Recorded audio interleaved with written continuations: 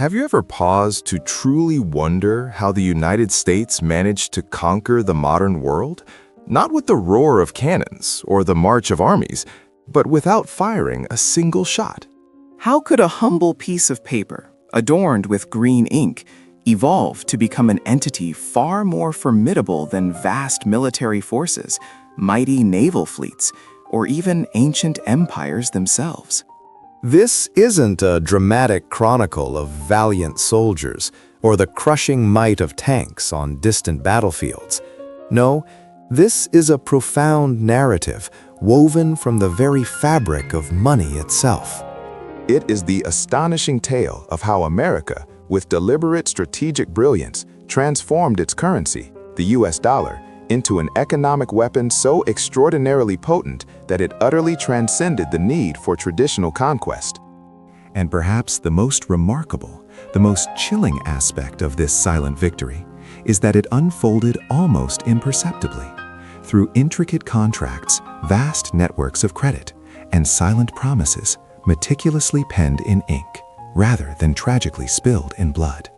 In our contemporary global landscape, nations worldwide tacitly or overtly bow to the irresistible influence of the US dollar, yet shockingly few recall the clandestine, relentless, secret war waged over decades that ultimately crowned it king. Have you ever truly considered what formidable power governed the global economy before the ascendancy of America's mighty dollar? For generations, the undisputed monarchs were the shimmering brilliance of pure gold and the steadfast stability of the British pound. For over a century, leading up to the cataclysm of World War I, the grand, bustling city of London stood as the very pulsating heart of global finance. From the exotic bazaars of India to the sprawling ranches of Argentina, every single intricate transaction across vast oceans and continents was meticulously settled in pounds, each guaranteed and readily convertible into its equivalent in precious gold. It was a rigorous system, a global financial gold standard built upon an unwavering discipline. You simply could not conjure more gold out of thin air. Empires themselves flourished or crumbled, their destinies irrevocably tied to the precious reserves held within their vaults. Yet, as the early 1900s dawned, this very discipline, once a source of strength, began to feel like an inescapable cage. The great European powers, consumed by ambition and rivalry, were relentlessly arming themselves for an inevitable conflict, aggressively expanding their colonial empires and accumulating colossal debts that their national treasuries, despite their vastness, could barely sustain. Then, in the fateful summer of 1914, the old world, with all its rigid structures and ancient rivalries, spectacularly caught fire. The First World War erupted, a monstrous conflagration that devoured human lives and financial resources at an utterly unprecedented, terrifying rate. Gold, the very bedrock of the global economy, drained precipitously from national vaults. One by one, governments, facing unimaginable pressures, were forced to suspend the convertibility of their currencies. Great Britain, France, Germany, all, in turn, reluctantly abandoned the sacred gold standard, the very bedrock that had for so long ensured the perceived honesty and stability of their currencies.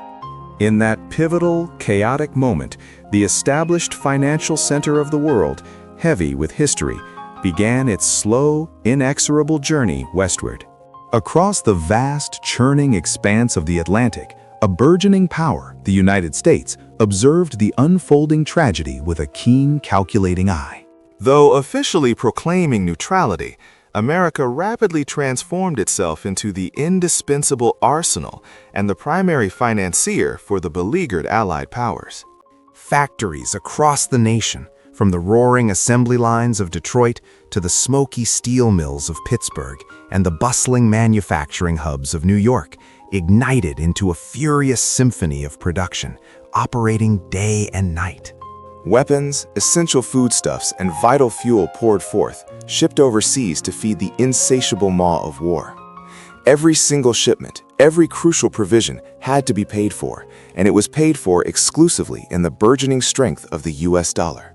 Before long, the once mighty nations of Europe found themselves utterly swamped, drowning in an ocean of debt owed to burgeoning American banks. By 1917, the formidable financial titan J.P. Morgan alone had meticulously arranged loans totaling billions of dollars for Great Britain and France, a sum so astronomical it was almost inconceivable for its era.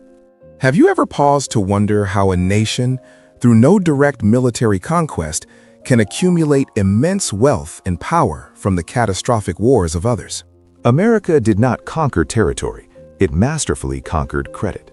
While Europe bled out its sons and its resources on the battlefields, the United States, with a strategic vision, systematically accumulated vast reserves of gold and simultaneously constructed the intricate, sophisticated infrastructure that would soon underpin global finance. When the guns finally fell silent and the Great War at last sputtered to an end, the entire world, weary and broken, owed America not just money, but an even more crucial commodity: trust. By the close of 1919, the United States proudly held dominion over more than half of the entire planet's gold reserves. The ancient balance of power, once anchored in London, had irrevocably shifted, moving westward forever. Post-World War I, Europe lay utterly shattered, its industrial heartlands reduced to rubble, its governments teetering on the brink of bankruptcy, and its people facing widespread starvation. After World War I, Europe lay devastated. Its factories were rubble, governments bankrupt, and its people faced widespread hunger. The United States, however, emerged as the only major power still solvent, stable, and expanding. When nations needed to rebuild, they desperately needed credit, a lifeline that only Wall Street could provide. Throughout the 1920s, U.S. loans flowed abroad like a powerful river of salvation. Germany borrowed dollars for reparations. Great Britain rebuilt its industries with American capital, and France stabilized its currency through U.S. credit. The US dollar swiftly became the world's indispensable lifeline, anchoring global recovery. But then, the seismic shock of the Great Depression struck. Global confidence evaporated, gold hoards vanished, currencies devalued, and international trade collapsed entirely. Out of this profound chaos emerged a clear realization: the world needed one stable financial anchor. Great Britain could no longer fulfill this role. As World War II ignited, that realization transformed into an undeniable destiny for the US dollar.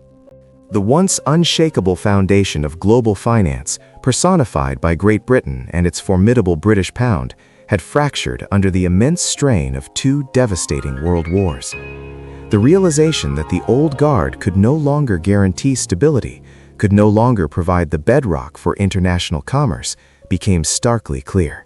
When the devastating conflagration of World War II erupted across the globe, that grim truth solidified into an undeniable destiny, paving the way for a new economic order to rise from the ashes. Have you ever paused to consider the sheer audacity of it? In the heart of 1944, amidst the thunderous symphony of war, as bombs continued to rain down on ancient European cities, a quiet revolution was unfolding far from the front lines. 730 delegates, representing 44 weary nations, converged not on a battlefield, but in the tranquil, almost pastoral setting of a small, unassuming hotel nestled deep within Bretton Woods, New Hampshire. Why this unlikely gathering at such a pivotal, perilous moment in human history?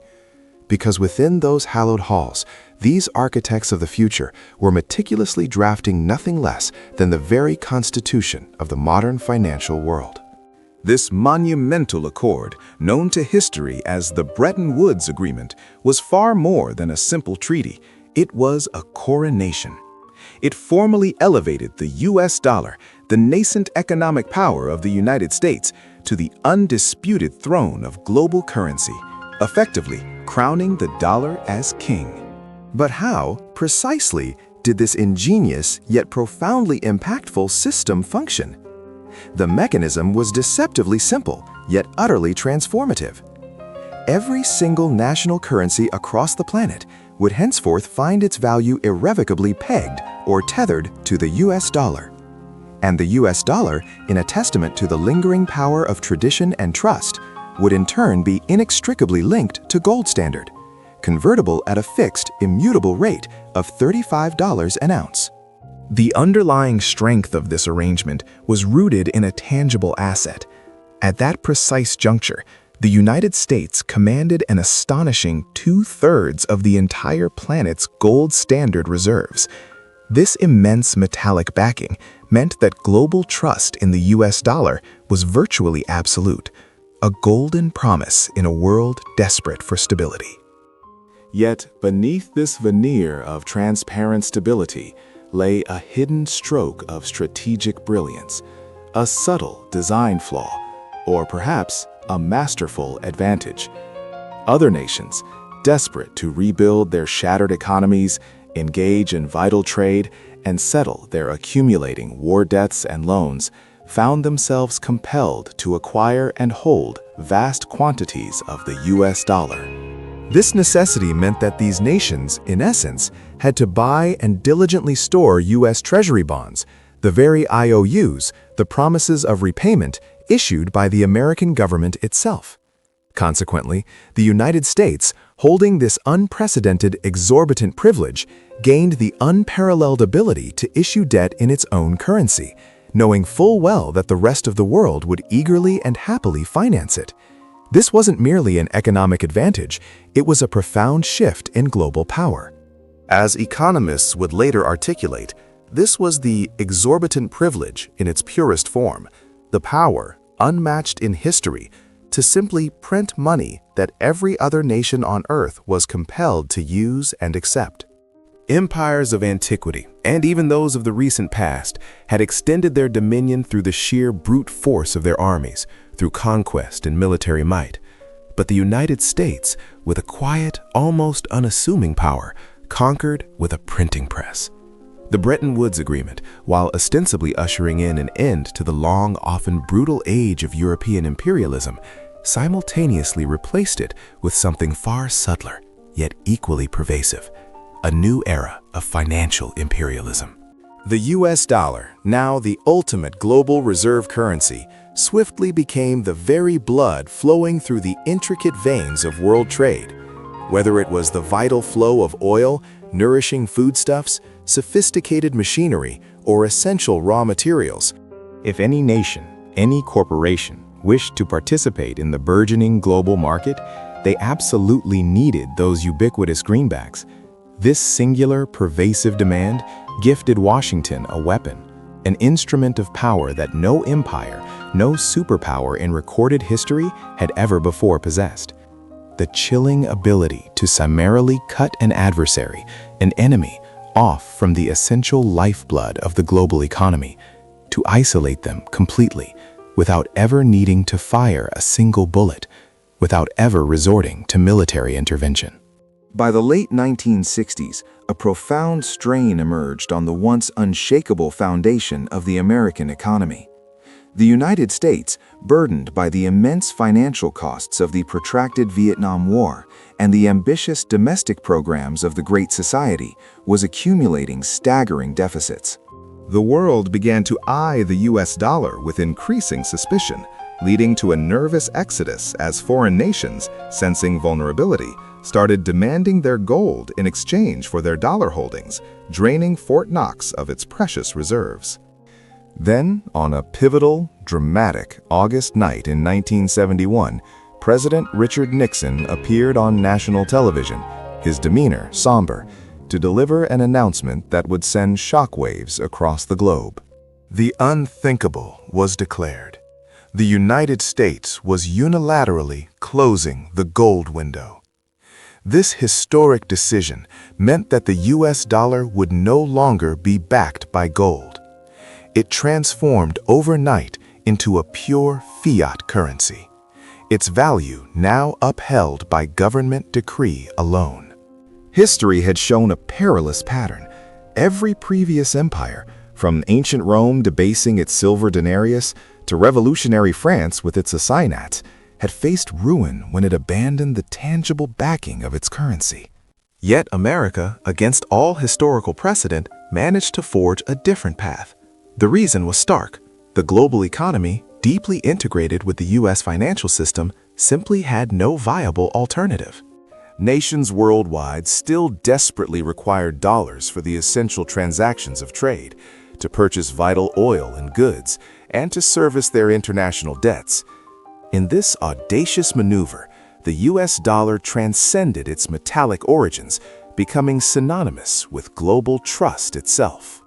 This was the precise moment America's invisible financial empire solidified, shifting from a fragile construct to a seemingly eternal force.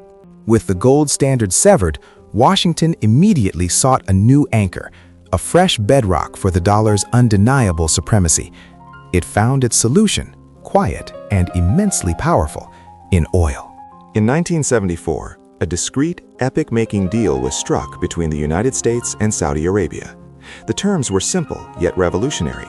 Saudi Arabian oil, the lifeblood of the industrialized world, would henceforth be sold exclusively in US dollars. In return, the United States pledged its unwavering guarantee for the kingdom's security. This pivotal agreement quickly led to a domino effect. Soon, every major OPEC nation followed suit. From that crucial juncture, global energy, the very oxygen of modern civilization, was irrevocably priced in US currency. Whether a nation aimed to fuel its cars, construct its factories, or illuminate its cities, the inescapable truth was that dollars were indispensable. This meant every country, by necessity, had to acquire them, either by earning them through trade, borrowing them, or purchasing them in the open market. The US dollar had evolved far beyond a mere medium of exchange. It had become the indispensable oxygen for the entire global economy. As the late 20th century unfolded, the United States meticulously perfected its financial architecture. The Federal Reserve, acting as an unseen hand, began to exert unprecedented control over global liquidity, dictating the flow of capital worldwide. Simultaneously, the bustling energy of Wall Street transformed into the undisputed heart of international speculation, a magnet for wealth and risk alike. Yet, it was through a series of profound global crises, from the economic turmoil that swept across Latin America in the 1980s to the financial contagion gripping Asia in the 1990s, that a singular, undeniable truth was cemented. When the world teeters on the brink of panic, capital doesn't flee from the US dollar, it converges upon it, seeking an ultimate safe haven. This represents a truly brilliant, almost cynical paradox. Even when the financial decisions or missteps originating from the United States themselves inflict widespread global pain and instability, these very same errors paradoxically serve to fortify and expand its hegemonic control. A major economic crash in any corner of the globe inevitably triggers a frantic flight of money, seeking the perceived inviolability of U.S. Treasury bonds. The very financial storms that the United States inadvertently, or perhaps even strategically, unleashes upon the world, somehow transform into the prevailing winds that tirelessly propel its economic empire forward. It begs the question, have you ever paused to consider why virtually every significant global meltdown, without fail, seems to conclude with the US dollar emerging not only intact, but demonstrably stronger than it was before? This resilience, this peculiar gravitational pull, is no mere coincidence. It is, in fact, a deeply ingrained and highly effective strategy. The strategic brilliance behind this isn't accidental. It's a meticulously crafted strategy. Today, while the echoes of traditional warfare persist, the true decisive battles are no longer fought on distant fields, but within the volatile, interconnected arenas of global markets. A modern financial sanction, delivered with silent precision, can cripple a nation's economy far swifter and more devastatingly than any formidable naval blockade. Consider the ripple effect. A seemingly abstract spike in U.S. interest rates, enacted by Washington, possesses the power to push dozens of sovereign nations to the brink of bankruptcy, even plunge them into economic ruin, all at once. When the Federal Reserve in Washington tightens its monetary policy, global capital, like an obedient tide, rushes back to the perceived safety of American shores. This exodus triggers a catastrophic chain reaction.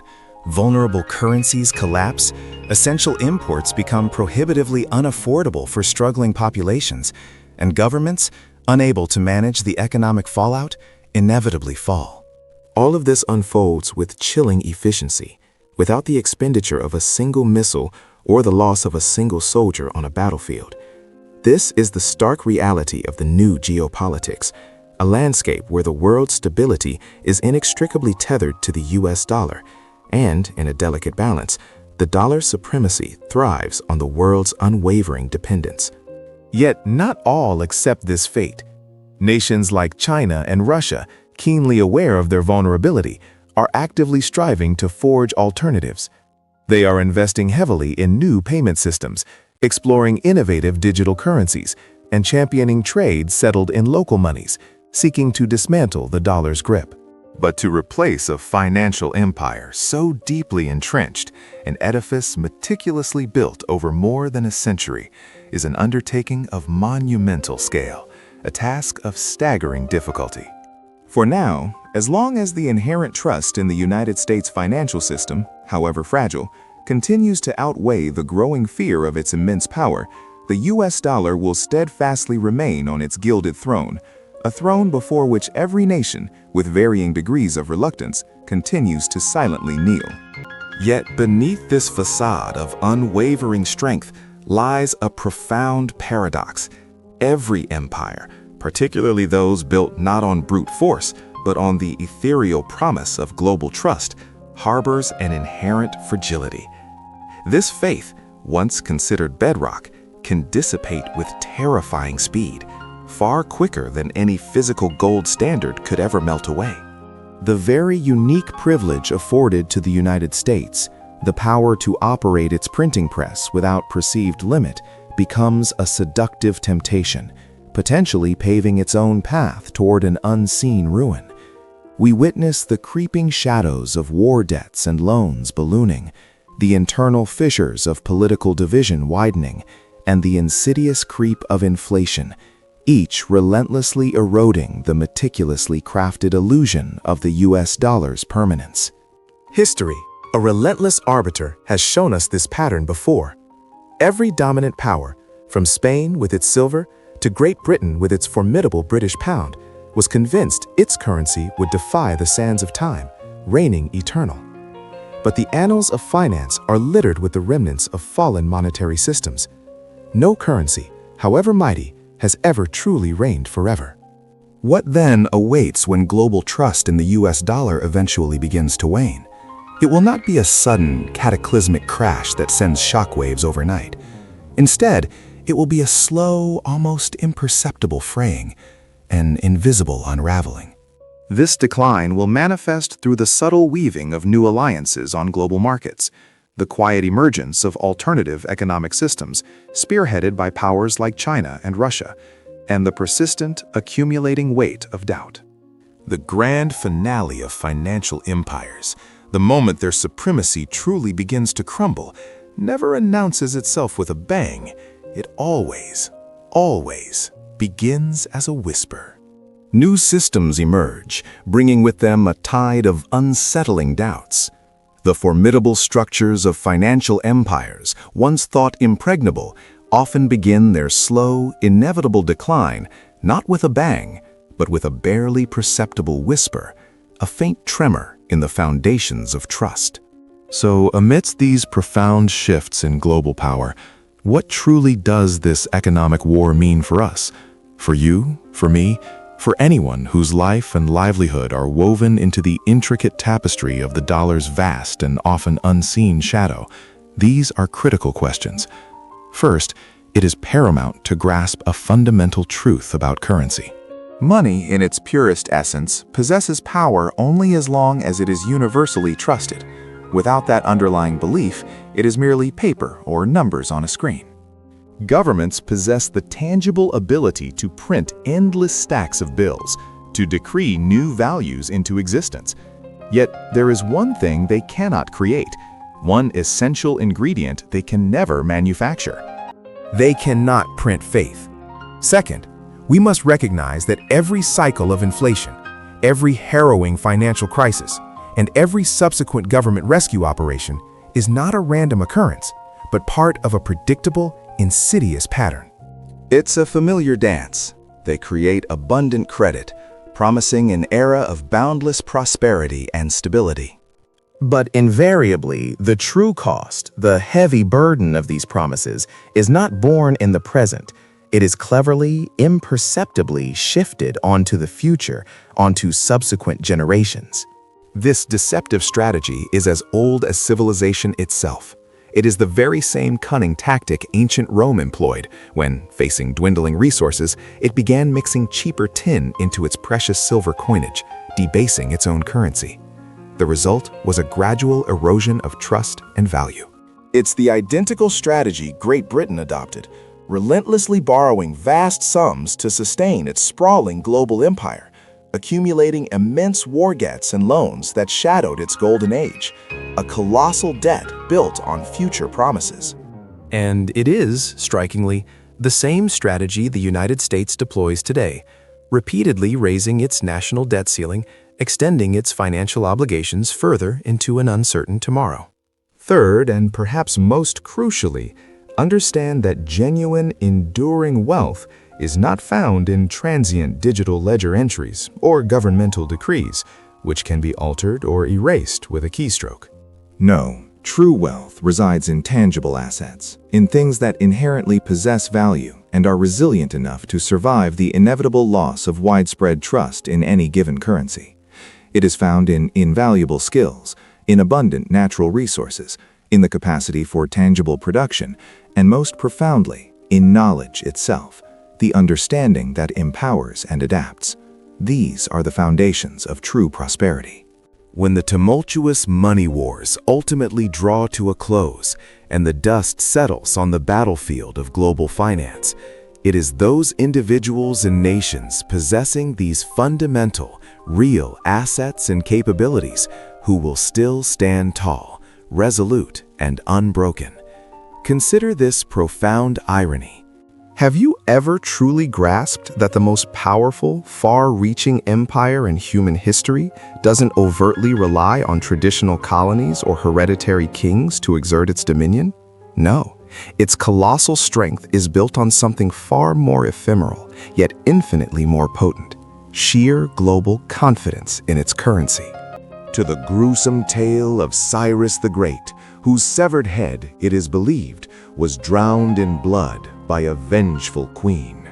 And then we delve into the chilling tactics of a ruthless Chinese general, infamous for burying 400,000 prisoners alive. These are but glimpses into the extraordinary sagas of the 12 legendary warriors and formidable military units that shaped the destiny of Asia. Because the US dollar's true and most formidable weapon isn't its physical paper form, nor the digital entries that represent it. No, its ultimate power rests solely on collective belief, the shared conviction of billions that it holds immutable value. And as long as the world collectively believes, the United States, through its currency, maintains its unparalleled global dominion. But history, with its relentless march, has an undeniable and often brutal habit of humbling every single empire that dares to confuse its deeply held beliefs with immutable, objective truth. The echoes of past empires, from Rome to Great Britain, serve as stark warnings. If this exploration has offered you a new, perhaps unsettling, perspective on the true nature of global power, we invite you to subscribe and delve deeper. History does not conceal its profound answers in the uncharted waters of the future. Rather, they are already meticulously written, embedded within the very fabric of our past, waiting to be rediscovered and understood.